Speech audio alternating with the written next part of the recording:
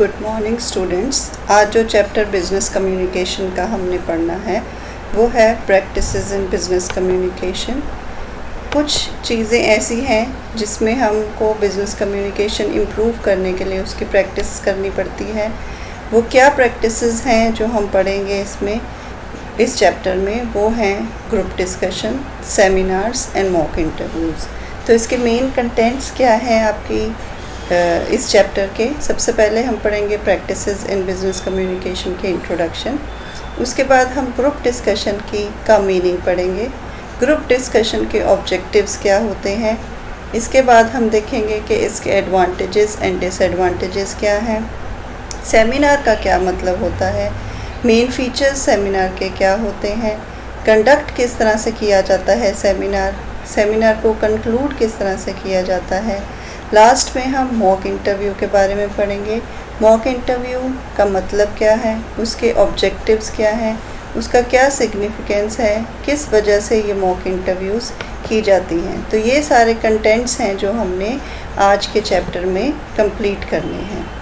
तो सबसे पहले प्रैक्टिसेस इन बिजनेस कम्युनिकेशन हम देखेंगे। जो भी कोई कम्युनिकेशन है, जो इफ़ेक्टिव कम्युनिकेशन है, वो किसी भी सक्सेसफुल ऑर्गेनाइजेशन के लिए ज़रूरी होती है। अब ये जो इफ़ेक्टिव कम्युनिकेशन है ये किस तरह से अचीव की जाती है? ये अचीव की जाती है through various activities that are undertaken in an organisation. ये जो वेरियस एक्टिविटीज़ हैं जो हमने आज डिस्कस करनी है वो है group discussion, mock interview, seminars.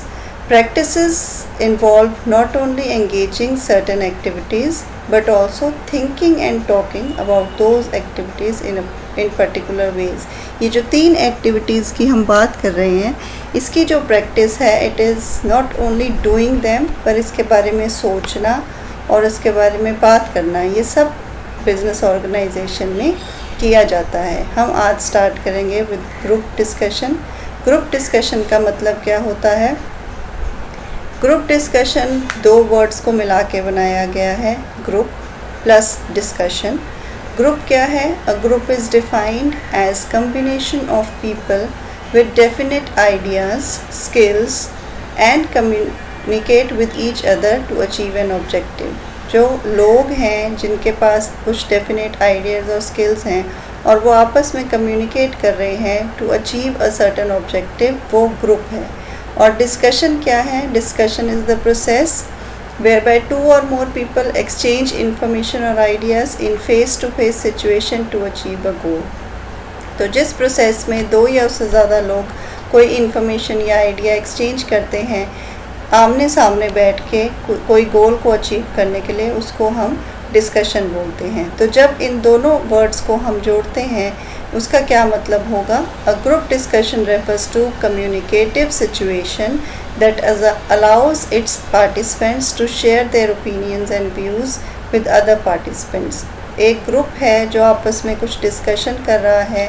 वो डिस्कशन क्यों है? To achieve a certain goal, to achieve a certain objective. तो face to face communicative situation में है और वो आपस में डिस्कशन कर रहे हैं। It is a systematic exchange of information, views and opinions about a topic, problem, issues or situation among the members of group who share some common objectives। कुछ common objectives हैं जो वो share करते हैं।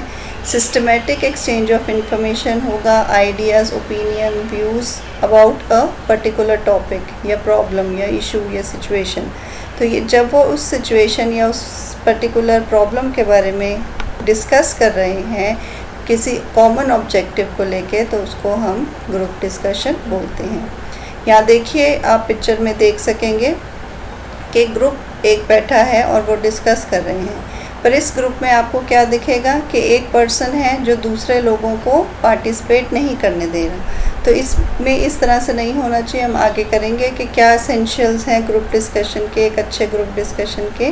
तो सबको पार्टिसिपेट करने के लिए एनकरेज करना चाहिए। इसमें सिर्फ कोई एक पर्सन नहीं बोलता ग्रुप डिस्कशन में। ग्रुप का मतलब है कि each and every member is important, तो उन सबको ग्रुप में डिस्कशन करना होता है। तो क्या 4 कैरेक्टरिस्टिक्स हैं ग्रुप डिस्कशन के? सबसे पहले the group is interactive, that means कि जो हर पर्सन है, जो मैंने आपको अभी बताया, हर एक इंडिविजुअल जो ग्रुप के अंदर है उसको पार्टिसिपेट करना है, उसको अपने आप को इन्वॉल्व करना है। ऐसा नहीं होना चाहिए कि कोई एक पर्सन ही बोल रहा है ग्रुप में और बाकी लोगों को बोलने का मौका नहीं दिया जा रहा या उनको अपने आइडियाज़ देने का मौका नहीं दिया जा रहा। इसलिए जो ग्रुप है वो पूरा इंटरैक्टिव होना चाहिए, सब के सब उसके अंदर इन्वॉल्व होने चाहिए। Then the group is focused, जो टास्क है, जो ऑब्जेक्टिव है, उसके ऊपर फोकस होना बहुत ज़रूरी है। तो फोकस्ड ग्रुप होगा, everyone stage on the task, कोई जो ऑब्जेक्टिव है उससे इधर उधर नहीं होगा, उस ऑब्जेक्टिव के बारे में ही डिस्कशन किया जाएगा। The group is organised, group एक पॉइंट से दूसरे पॉइंट पे मूव करता है। ऐसा नहीं कि कोई भी पॉइंट उठाया और उसके बारे में बोलने लग, एक पर्सन बोलने लग गया, दूसरा पर्सन कोई तीसरे पॉइंट के बारे में बोलने लग गया। इस तरह से नहीं होना चाहिए।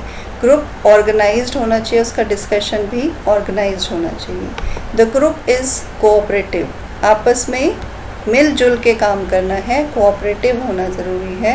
ग्रुप के बीच में आर्ग्यूमेंट्स नहीं होने चाहिए, डिस्कशन और आर्ग्यूमेंट में फ़र्क होता है। तो आर्ग्यूमेंट्स नहीं होने चाहिए, डिस्कशन होना चाहिए। They have to work together, उनमें कोऑपरेशन बहुत ज़रूरी है। Now what are the objectives of group discussion? Group discussion के नाम में ही उसके ऑब्जेक्टिव्स छुपे हैं। जी से generating ideas, new ideas generate करने के लिए ग्रुप डिस्कशन किया जाता है। Or reviewing policies and plans, जो ऑर्गेनाइजेशन की पॉलिसीज़ और प्लान्स हैं उनको रिव्यू करना, देखना कि वो ठीक से चल रही हैं या नहीं। अगर वो ठीक से नहीं चल रही तो उनको किस तरह से प्रॉपर किया जा सकता है। इस जो ग्रुप डिस्कशन है उसमें हम रिव्यू करते हैं पॉलिसीज़ एंड प्लान्स। उसके बाद ओ ऑर्गेनाइजिंग टीम्स एंड टास्क्स, जो टीम्स ऑर्गेनाइज करनी है किसी भी कंपनी में या कॉरपोरेशन में, या टास्क्स ऑर्गेनाइज करने हैं, वो ग्रुप डिस्कशन के थ्रू किए जा सकते हैं। दैन यू अंडरस्टैंडिंग पर्सपेक्टिव्स, जो पर्सपेक्टिव्स हैं फ्यूचर पर्सपेक्टिव्स, उनको अंडरस्टैंड करना। पी प्रॉब्लम सॉल्विंग, कोई भी प्रॉब्लम को सॉल्व करना। D decision making. I information exchange, ये हम पहले भी डिस्कस कर चुके हैं कि जब इंफॉर्मेशन या आइडियाज़ को एक्सचेंज किया जाता है ग्रुप डिस्कशन उसके लिए हेल्पफुल रहता है। एस स्ट्रेटजिक प्लानिंग, जो आगे पॉलिसीज़ या स्ट्रेटजीज़ बनानी है उसकी प्लानिंग करने के लिए ग्रुप डिस्कशन सक्सेसफुल रहता है, ग्रुप डिस्कशन बहुत हेल्पफुल होता है।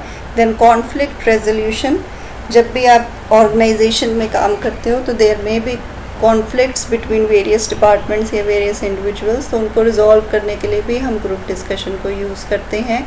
यू यूनिटी अमंग पीपल, लोगों के बीच में मिलजुल के काम करने की जो क्षमता है वो बढ़ाने के लिए भी हम ग्रुप डिस्कशन को यूज़ करते हैं। As studying cases, different case studies जो हम पढ़ते हैं उसके लिए भी हम ग्रुप डिस्कशन को यूज़ कर सकते हैं। Then again as socialising people, लोगों की आपस में सोशलाइजेशन करवाने के लिए, एक दूसरे के साथ बातचीत करवाने के लिए भी ग्रुप डिस्कशन को यूज़ करते हैं।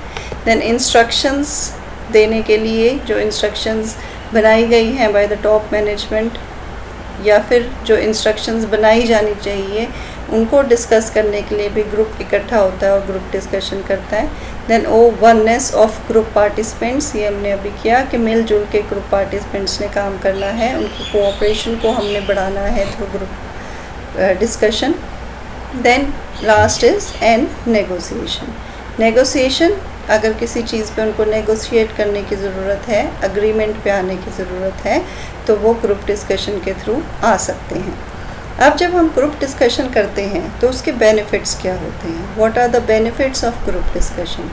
सबसे पहले stimulation of thinking in a new way.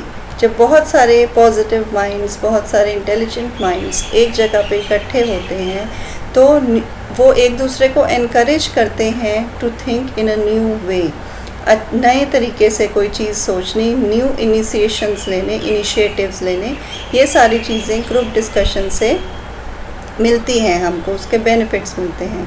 Then expansion of knowledge. Expansion of knowledge कैसी होती है कि कुछ चीज़ें एक पर्सन को पता है, कुछ चीज़ें दूसरे पर्सन को पता है, उसके अलावा एक तीसरा पर्सन जिसको उससे एडवांस कुछ पता है। तो जब एक दूसरे से बात करते हैं, जब ग्रुप में डिस्कशन करते हैं, तो हर एक पर्सन की जो ग्रुप में है उनकी नॉलेज एक्सपैंड होती है, इंक्रीज़ होती है। Then understanding of your strength and weaknesses. जब आप सब लोगों के साथ काम करते हो तो आपको आपकी स्ट्रेंथ और वीकनेसेस के बारे में पता चलता है। तो जब ग्रुप डिस्कशन में हम ग्रुप में काम कर रहे हैं या ग्रुप में कुछ डिस्कस कर रहे हैं तो हमें हमारी स्ट्रेंथ और वीकनेसेस के बारे में पता चलता है। Then your true personality is revealed and qualities of leadership crystallise. जब आप ग्रुप में काम कर रहे हो, जब भी ग्रुप डिस्कशन होगा तो there would be one leader, तो आपकी जो लीडरशिप क्वालिटीज़ हैं या जो आपकी ट्रू पर्सनैलिटी है वो ग्रुप में रिवील होती है। Provides chance to expose. अपने आप को एक्सपोज करने का, अपने इंटेलिजेंस को, अपनी नॉलेज को एक्सपोज करने का चांस मिलता है इंडिविजुअल्स को। Language skills. जिनके लैंग्वेज स्किल्स ज़्यादा अच्छे होंगे they will be able to speak better in groups, तो वो ज़्यादा अच्छे तरीके से ग्रुप्स में बोल सकेंगे। आपकी लैंग्वेज स्किल्स को यहाँ पर रिकग्निशन भी मिलता है और आपके लैंग्वेज स्किल्स इम्प्रूव भी होते हैं। Then academic knowledge. आपकी एकेडमिक नॉलेज भी इंक्रीज़ होती है with the help of group discussion. Leadership skills भी आपके इम्प्रूव होते हैं। People handling skills. जब आप बहुत सारे लोगों के बीच में काम कर रहे हो तो आपको लोगों को हैंडल करना आता है। जब एक ग्रुप में अलग अलग तरह के लोग होंगे, सब लोगों की नेचर सेम नहीं होगी, तो अलग अलग लोगों को किस तरह से हैंडल करना है ये आपको आएगा जब आप ग्रुप के बीच में काम करोगे। टीम वर्क, टीम स्पिरिट जो है वो ग्रुप में बीच में काम करके या ग्रुप के साथ डिस्कशन करके आपको आती है। एंड आपकी जो जनरल नॉलेज है वो भी इंक्रीज़ होती है थ्रू ग्रुप डिस्कशन। ये जो ग्रुप डिस्कशन है इसके डिसएडवांटेजेस भी हैं कुछ। क्या डिसएडवांटेजेस हो सकती हैं? सबसे पहले it is an encroacher upon time. जब बहुत सारे लोग डिस्कशन करने लगते हैं तो उनको टाइम का ध्यान नहीं रहता और वो टाइम, अगर उनको आधा घंटा दिया गया है डिस्कशन करने के लिए, तो वो क्या करते हैं, वो इंक्रीज़ कर देते हैं टाइम। डिस्कशन जो है जब एक बार चलने लगता है तो बहुत ज़्यादा टाइम कंज्यूमिंग हो जाता है। And it involves diversity of opinions and becomes problematic. कई बार क्या होता है कि किसी एक टॉपिक के ऊपर सबके ओपिनियंस अलग अलग होते हैं, तो डाइवर्सिटी हो जाती है ओपिनियंस की और कई बार ये प्रॉब्लमेटिक भी हो जाता है, संभालना मुश्किल हो जाता है।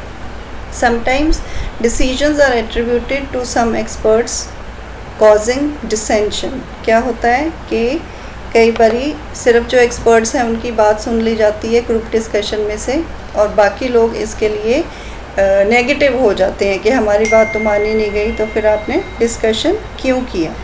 Then a product of difference of opinion hence not welcomed by all। जिन लोगों की बात नहीं मानी जाती वो इसको वेलकम नहीं करते। It is more expensive in terms of time, energy and money. तो टाइम भी ज़्यादा लगता है, एनर्जी भी ज़्यादा लगती है, मनी भी ज़्यादा लगती है, तो इस वजह से it is very expensive. Second practice जो हमने आज डिस्कस करनी है वो है सेमिनार। सेमिनार आप लोगों ने देखा होगा कि एकेडमिक इंस्टीट्यूशंस में भी किए जाते हैं या ऑर्गेनाइजेशंस में भी किए जाते हैं। तो सेमिनार्स में क्या होता है, पार्टिसिपेंट्स को एक जगह लेके आया जाता है और उसमें कोई भी नॉलेज या कोई न्यू टेक्निक, कोई न्यू प्रैक्टिस उनको बताई जाती है या उनके साथ डिस्कस की जाती है। तो ये जो अटेंडीज़ होते हैं they can present paper there, they can give their presentation, और इसमें एक्सपर्ट्स को भी बुलाया जाता है जो अपनी न्यू नॉलेज या न्यू टेक्निक के बारे में डिस्कस करते हैं। तो क्या है ये seminar? A seminar is a commercial programme where the attendees are given information और training about a specific topic. तो किसी एक स्पेसिफिक टॉपिक के ऊपर सेमिनार किया जाता है और जो अटेंडीज़ हैं उनको कोई इंफॉर्मेशन या कोई ट्रेनिंग दी जाती है उस पर्टिकुलर टॉपिक के बारे में। अ seminar is usually held for a group of individuals. Group of individuals होंगे, एक कंपनी के एम्प्लॉयज़ हो सकते हैं, एकेडमिशियंस हो सकते हैं या जनरल पब्लिक हो सकती हैं। The intention is to circulate knowledge, new technique और new practices among the attendees. जो इंटेंशन है इस सेमिनार की वो क्या होती है? टू सर्कुलेट नॉलेज, कोई न्यू टेक्निक या कोई न्यू प्रैक्टिस उनको बताने के लिए, उनको सर्कुलेट करने के लिए उसके बारे में नॉलेज हम सेमिनार्स को यूज़ करते हैं। These involve guest speakers who are experts in their relative fields. जिस टॉपिक के बारे में सेमिनार किया जा रहा है उस फील्ड में जो भी एक्सपर्ट होगा उसको गेस्ट स्पीकर के फॉर्म में बुलाया जाएगा। उसको गेस्ट स्पीकर इसलिए बुलाते हैं क्योंकि वो एक्सपर्ट है और वो उसके बारे में नॉलेज ज़्यादा दे सकता है। मेन फीचर्स क्या होते हैं सेमिनार्स के? सेमिनार्स में डिस्कशंस जो हैं वो स्मॉल ग्रुप्स में की जाती हैं। स्मॉल ग्रुप्स बनाए जाएंगे और उसमें किसी टॉपिक के बारे में डिस्कशन की जाएगी। Topic of discussion is generally of high academic taste. High academic taste का टॉपिक होता है। It is a gathering of experts in a specific field. Subject wise या फील्ड वाइज गैदरिंग की जाती है एक्सपर्ट्स की, जिसमें वो कोई इन्फॉर्मेशन शेयर करते हैं। It is an oral form of business communication. Oral form है बिजनेस कम्युनिकेशन का, रिटन फॉर्म नहीं है। Various experts present their views to and ideas to draw some conclusion. तो अलग अलग एक्सपर्ट्स जो हैं वो अपने व्यूज़ और आइडियाज़ प्रेजेंट करते हैं कुछ कंक्लूजन पे आने के लिए। उसका कुछ रिज़ल्ट आएगा, उसका कुछ कंक्लूजन आएगा सेमिनार का। कंडक्ट किस तरह से कराए जाते हैं सेमिनार? सबसे पहले in the conduct of the seminar topics are divided into different sessions and a discussion is held on that topic in that session. तो क्या किया जाता है, एक वाइड टॉपिक लेते हैं, उसके बाद उसके सब टॉपिक्स को डिवाइड किया जाता है और अलग अलग सेशंस में उसे डिस्कस किया जाता है। 2 दिन का सेमिनार हो सकता है, 3 दिन का सेमिनार हो सकता है, 1 दिन का भी सेमिनार हो सकता है। तो इसको डिवाइड कर देते हैं। पहले 2 घंटे एक सेशन चलेगा, अगले 2 घंटे अगला सेशन चलेगा, फिर लंच टाइम होगा, फिर 2 सेशंस चलेंगे। तो किसी भी तरीके से फ्लेक्सिबल तरीके से इसको डिवाइड किया जा सकता है। तो जितने सेशंस हैं उतने सब टॉपिक्स में उस मेन टॉपिक को डिवाइड किया जाता है और उसके ऊपर डिस्कशन किया जाता है। Each session is presided bye a person who has complete knowledge of the topic known as chairperson। तो चेयरपर्सन होता है हर सेशन का। वो चेयरपर्सन कौन होगा? जिसको कंप्लीट नॉलेज होगी उस टॉपिक के बारे में। वो पार्टिसिपेंट्स को इनवाइट करता है टू प्रेजेंट देयर पेपर्स। अपने पेपर्स को प्रेजेंट करने के लिए वो पार्टिसिपेंट्स को इनवाइट करता है। पार्टिसिपेंट्स उस टॉपिक के ऊपर अपने व्यूज़ देते हैं, प्रेजेंट करते हैं, प्रेजेंटेशन देते हैं और उसके पास बताते हैं सबको जो भी वो अपने उस टॉपिक के बारे में बताना चाहते हैं। वो अपने मेन पॉइंट्स जो हैं अपने पेपर के उसको स्क्रीन पे भी डिस्प्ले कर सकते हैं। पावर पॉइंट प्रेजेंटेशन की यूज़ किया जा सकता है, तो ऑडियो विजुअल एड्स भी इसमें यूज़ किए जा सकते हैं। हर पेपर के बाद जो चेयरपर्सन है वो क्वेश्चंस इनवाइट करता है फ्रॉम द अटेंडीज़ और लास्ट में वो कमेंट करता है कि डिस्कशन जो है वो किस तरह से किया गया और वो टॉपिक को किस तरह से कवर किया गया है। उसके बाद कंक्लूजन करनी होती है सेमिनार की। सेमिनार को एंड करना है, तो कंक्लूजन ऑफ सेमिनार किस तरह से होगा? At the end the chairman summarises the main points of discussion and the conclusion reached if any. जब लास्ट सेमिनार ख़त्म हो जाएगा तो चेयरपर्सन का काम क्या है कि वो सारे जो मेन पॉइंट्स डिस्कस हुए हैं उनको समराइज़ करेगा और अगर कोई कंक्लूजन उसमें से निकली है तो उसको भी उसके बारे में भी बताएगा। He also has to evaluate and indicate the success of the group in achieving its objective. जिस ऑब्जेक्टिव के लिए वो सेमिनार किया गया था वो अचीव हुई है या नहीं हुई, ये इवेल्यूएट करना किसका काम है? चेयरपर्सन का। एंड उसके बाद उसने लास्ट में मेंबर्स को उनकी कंट्रीब्यूशन के लिए थैंक्स करना है